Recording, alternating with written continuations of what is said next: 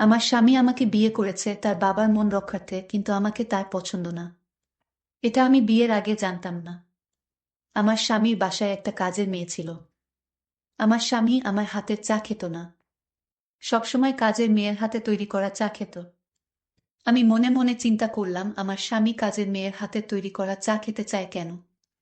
আমিও তো ভালো করে চা বানাতে পারি। একদিন আমার স্বামীর রুমে গিয়ে যা দেখলাম তা দেখে আমি জ্ঞান হারিয়ে ফেললাম। মূল বিষয়টা তাহলে বলি। আমায় একটা কাজ দিবেন? আমি সব কাজ করতে পারবো। আর আমায় বেতনও কম দিবেন। মেয়েটার মুখ দেখে মনে হয় 2-3 দিন পেটে কিছু যায়নি। বয়সটা খুব বেশি হলেও 22-এর কাছাকাছি হবে। বাহিরে জ্বর হচ্ছে খুব। মাঝে মাঝে বাজ পড়ছে। চেহারা হালকা শুকানো মনে হলেও লাবণ্যতা হারিয়ে যায়নি। মেয়েটি দেখতে অনেক সুন্দর। চেহারায় একটা মায়া আছে। মোল্লা বাড়ির বর কর্ত্রীও সেই মায়া থেকে রক্ষা পেলেন না।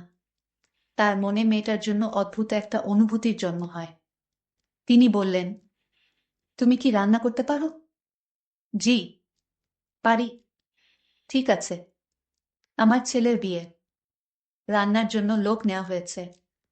তুমি তাদের হাতে হাতে সাহায্য করবে। পাশাপাশি অন্যান্য যেই কাজগুলো রয়েছে সেগুলো করবে। কিন্তু বিয়ের অনুষ্ঠান শেষ হলে তোমায় চলে যেতে হবে না। তুমি আমাদের বাড়িতেই কাজ করবে। জি। তাহলে ভিতরে গিয়ে কাজে লেগে পড়ো। আর হ্যাঁ, আগে মাথা ভালো করে মুছে কিছু খেয়ে নাও। মেয়েটা ছল ছল চোখে বাড়ির বর কর্ত্রীর দিকে তাকালো, যেন অশেষ কৃতজ্ঞতা প্রকাশের প্রতীক স্বরূপ এখনই তার চোখ থেকে জল গড়িয়ে পড়বে। বাড়ির বর কর্ত্রী বললেন, আমি বাড়ির কাউকে ডাক দিচ্ছি। সে তোমাকে ভিতরে নিয়ে গিয়ে সব বুঝিয়ে দিবে। বর কর্ত্রীর ডাক শুনে বাড়ির ভিতর থেকে একটা মেয়ে বেরিয়ে এলো। বয়সটা খুব বেশি হলে 18-19 হবে। পরনের পোশাক বেশ দামি। গলায় স্বর্ণের অলংকারও পরা। মনে হয় এই পরিবারেরই কোনো সদস্য হবে, বা কোনো আত্মীয় হতে পারে। মেয়েটা এসেই বলল, ফুপি, আমায় ডেকেছ? হ্যাঁ রে। শোন, এই মেয়েটা আজ থেকে আমাদের বাড়িতে কাজ করবে। ওকে ভিতরে নিয়ে গিয়ে আগে কিছু খাওয়াবি, তারপর কাজগুলো বুঝিয়ে দিবি। ঠিক আছে ফুপি। মেয়েটা বাড়ির ভিতরের দিকে গেল। বাড়ির বর কর্ত্রী এতক্ষণ লক্ষ্য করেননি, কিন্তু এবার তিনি লক্ষ্য করলেন মেয়েটার চেহারাটা অনেক সুন্দর। শহরের সবচেয়ে বড় বিজনেসম্যান হিসেবে যদি কারো নাম সবার আগে আসে, তাহলে নিঃসন্দেহে তিনি হলেন মোহাম্মদ কাশেম মোল্লা। আর তার স্ত্রী হলেন আফসানা বেগম। মোল্লা বাড়ির বরকর্তা হলেন মোহাম্মদ কাশেম মোল্লা এবং বরকর্ত্রী হলেন আফসানা বেগম। শহরের মাঝখানে 3 তলা বিশিষ্ট বড় একটা বাড়ি আলো ঝলমল করছে। শান শওকত ও আভিজাত্যের ছোঁয়া পাওয়া রাজকীয় এই বাড়িতে বিয়ের আমেজ। বাড়ির একমাত্র ছেলে সোহাগ মোল্লার বিয়ে। আত্মীয় স্বজন ও তাদের কোলাহলে মুখর পুরো মোল্লা বাড়ি। সোহাগ নিজের ঘরে পোশাক পরে রেডি হচ্ছে। বাহিরে বন্ধুদের সাথে আড্ডা আছে। সোহাগ দেখতে অনেক স্মার্ট, যে কোন মেয়ে তাকে পছন্দ করবে। তার বয়স 25 পেরিয়েছে। 2 মাস আগেই 25তম বার্থডে চলে গেছে। স্টাইল করা মাথার চুলে তো কোনো কথাই নেই। সোহাগ তাড়াতাড়ি নিজের ঘর থেকে বেরিয়ে এলো। তাকে এইভাবে অবস্থায় দেখে বৃষ্টি বলল, এভাবে সেজেগুজে কোথায় যাওয়া হচ্ছে? সোহাগ তাড়াহুড়োর মধ্যে উত্তর দিল, ফ্রেন্ডদের মিট করতে যাচ্ছি। মা কোথায়? বাহিরে। ওকে, বাই। বৃষ্টি সোহাগের নিজের বোন, কিন্তু সে মেয়ে হওয়ায় বাবা মায়ের কাছে খুব একটা গুরুত্ব পায়নি। বৃষ্টির বিয়ে হয়েছে 2 বছর হলো। সোহাগের মা আফসানা বেগম মানে বাড়ির বর কর্ত্রী বাহিরে বসে আছেন। বাড়ির বাহিরে বসার একটা জায়গা রয়েছে, তিনি সেখানেই রয়েছেন।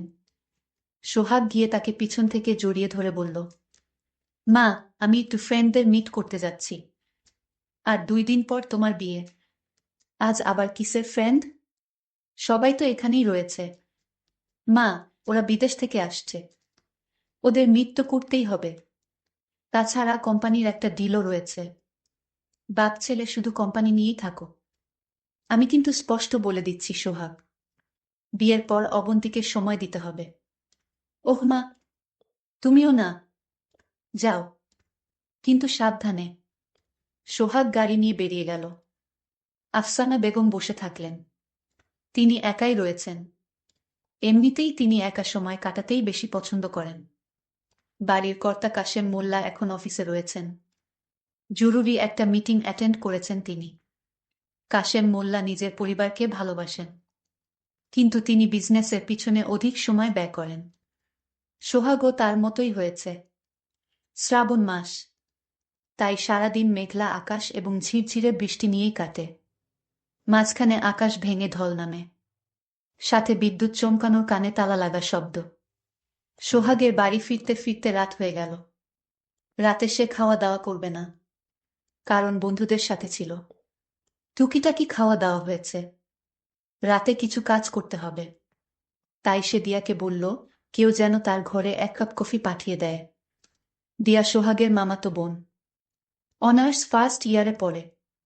ঘরে ঢুকতেই সোহাগের ফোনটা বেজে উঠল।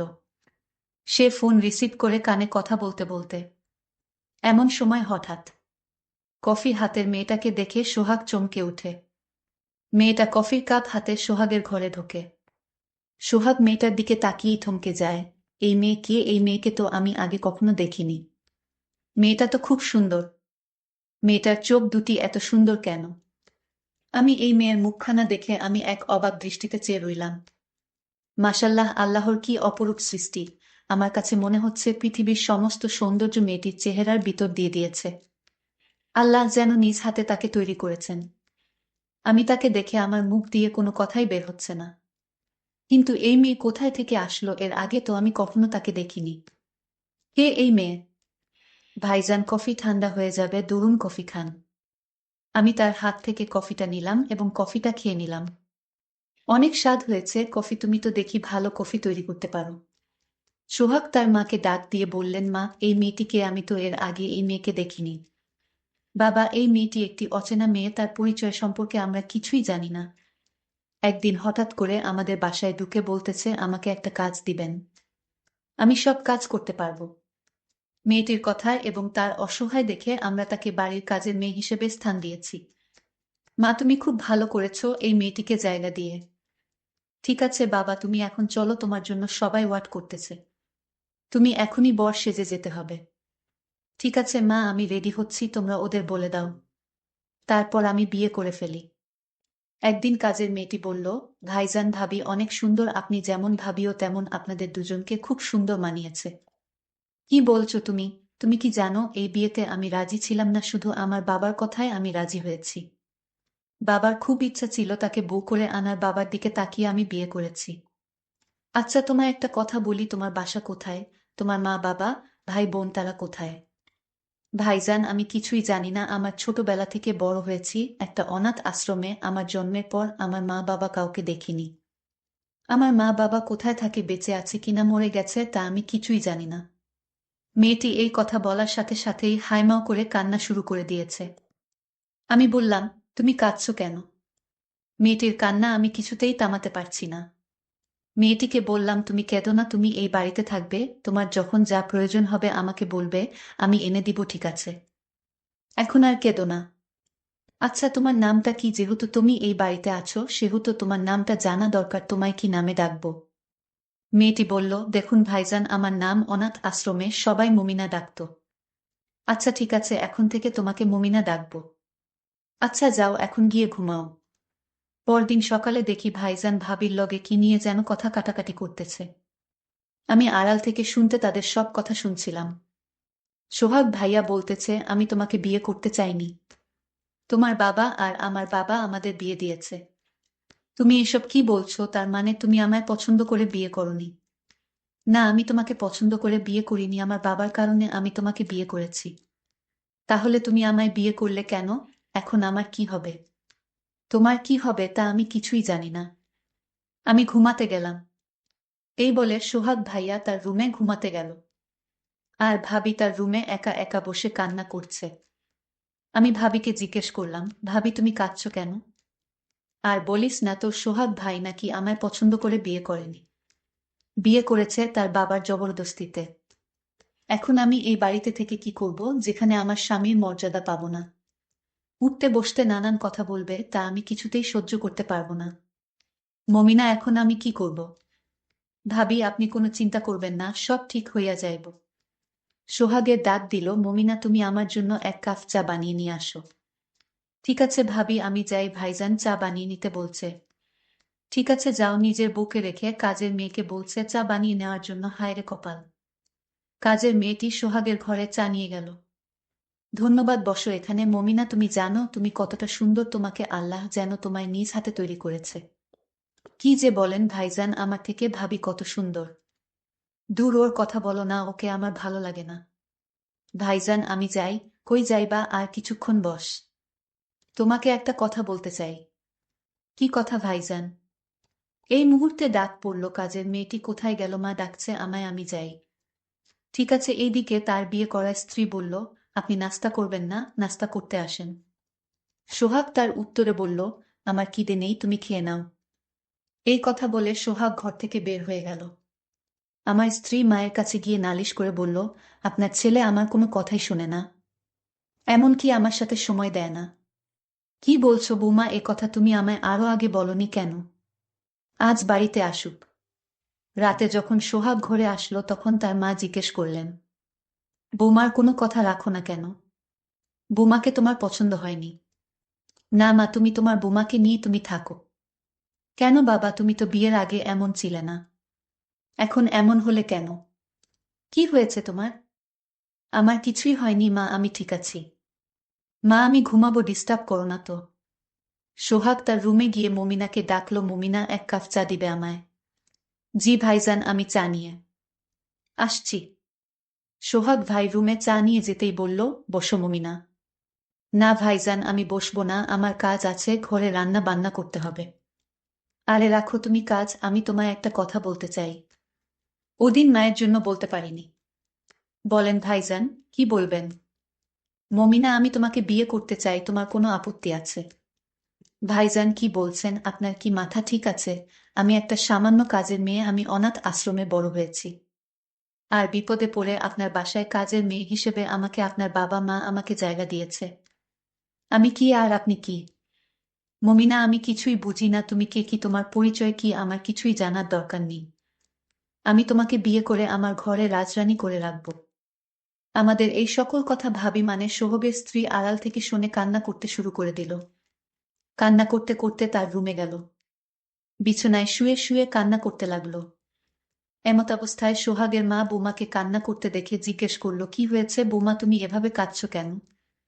এইভাবে কেন কাঁদছি? আমার সাথে আসুন, দেখুন নিজ চোখে কাজের মেয়ের সাথে আপনার ছেলে রোমান্টিক গল্প করছে। তাকে সে বিয়ে করতে চায়। আমি তাদের সব কথা শুনেছি। সোহাগের মা রাগান্বিত হয়ে ডাক দিল, এই মেয়ে, কাজের মেয়ে, আমি তোকে আমার বাড়িতে জায়গা দিয়ে কি ভুল করেছি? তুই আমার ছেলের সাথে গল্প করার জন্য এখানে এনেছি? আমার ছেলেকে বিয়ে করার স্বপ্ন দেখছিস? না মা, আমি আপনার ছেলেকে বিয়ে করতে চাইনি, আপনার ছেলে আমাকে বিয়ে করতে চায়। এই কথা বলতেই সোহাগের মা আমাকে একটা থাপ্পড় মেরে বলে, বের হ আমার বাড়ি থেকে। সোহাগ তখন বলল, মা, মমিনা এই বাড়িতেই থাকবে। মমিনাকে আমি ভালোবাসি মা। আমি তাকে বিয়ে করে এই বাড়িতে রাখতে চাই। আমি তা কিছুতেই হতে দিব না, আমি বেঁচে থাকতে। মা চুপ, তুই আমাকে মা বলে ডাকবি না। মায়ের কথা শুনে সোহাগ স্তব্ধ হয়ে গেল। ঠিক আছে মা, আমি এই বাড়িতে থাকব না। মমিনা বলল, ভাইজান আমার জন্য আপনি এ বাড়িতে থাকবেন না কেন? আপনি থাকেন, আমি বাড়ি থেকে চলে যাচ্ছি। না মমিনা, তুমি থাকো। এই বলে সোহাগ চলে গেল। এই দিন সোহাগ রাতে বাড়িতে ফিরেনি। মা তার বৌমার রুমে গিয়ে বলল, সোহাগ আসছে। না মা, সোহাগ তো এখনো ফিরেনি। মমিনাকে ডাক দিয়ে বলল, সোহাগ কোথায়? আমি তো জানি না মা। পরের দিন সকালে লোকে বলাবলি করতে লাগলো, এই এটা কে মাটিতে পড়ে রইল? কাছে গিয়ে দেখে, হায় হায়, এটাতে মোল্লার ছেলে সোহাগ। ও এভাবে মাটিতে পড়ে রইল কেন? কাছে গিয়ে দেখে সোহাগ দুনিয়াতে নেই, মইরা পইরা রইছে। আর তার হাতের মুঠোতে একটা চিঠি দেখতে পেল। লোকজন সোহাগকে নিয়ে বাড়ির সামনে রাখল। সোহাগের মা কোথায়? আপনি, আপনার ছেলে মইরা গেছে। সোহাগের মা দৌড়ে এসে সোহাগের মুখটা দেখে মা জ্ঞান হারিয়ে ফেলল। একটা লোক বলল, ওনার স্ত্রী কোথায়? ওনাকে ডাক দেন তো। সোহাগের স্ত্রী কান্না করতে করতে আসলো। লোকটি তার হাতে চিঠি দিয়ে বলল, মৃত অবস্থায় তার হাতে আমরা এই চিঠি পেলাম। চিঠিটা খুলে দেখল চিঠিতে লিখা, মা, আমাকে ক্ষমা করে দিও, আমি তোমাকে কষ্ট দিতে চাইনি। আর আমি যেদিন কাজের মেয়েটিকে দেখেছিলাম সেদিন থেকেই ভেবেছিলাম তাকে আমার করে নিব, কিন্তু তা আমার কপালে নেই। মা, তোমার কাছে একটা অনুরোধ, মমিনাকে একটা ভালো ছেলে দেখে বিয়ে দিয়ে দিও, তাহলে আমার আত্মা শান্তি পাবে। মায়ের জ্ঞান ফিরতেই তার স্ত্রী মায়ের হাতে চিঠিটা ধরিয়ে দিল।